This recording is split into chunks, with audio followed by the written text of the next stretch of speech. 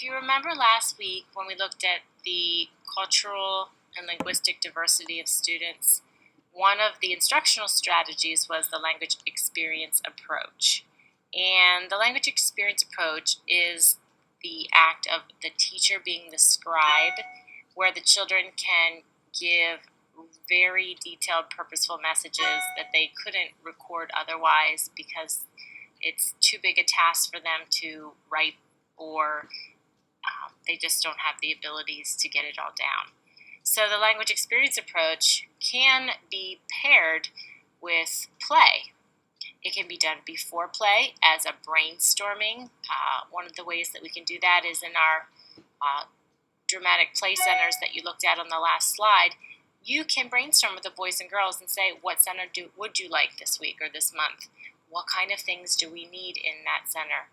What kind of roles would we have to pretend play?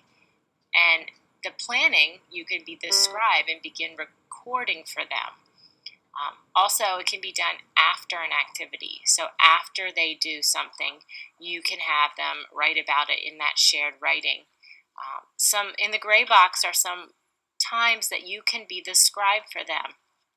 And definitely the dramatic play area, like we discussed, but also in the art center, in any kind of creative drama situation, in the area of music, and also during writing time, it can be used to focus your lessons. You definitely aren't limited to these areas, but these are some areas that you might not be integrating reading and writing, and this is a natural transition for them. So you as the scribe using the language experience approach as their recorder will give them that ability to build on the play and build on the activities, whether they be art, music, or whatever. And they can see reading and writing as fun, as natural, as something important to do. And that way, as they begin to pick up skills, they also pick up motivation to want to be a writer, to want to be a reader. And if you've ever worked with children learning these skills, they are very difficult.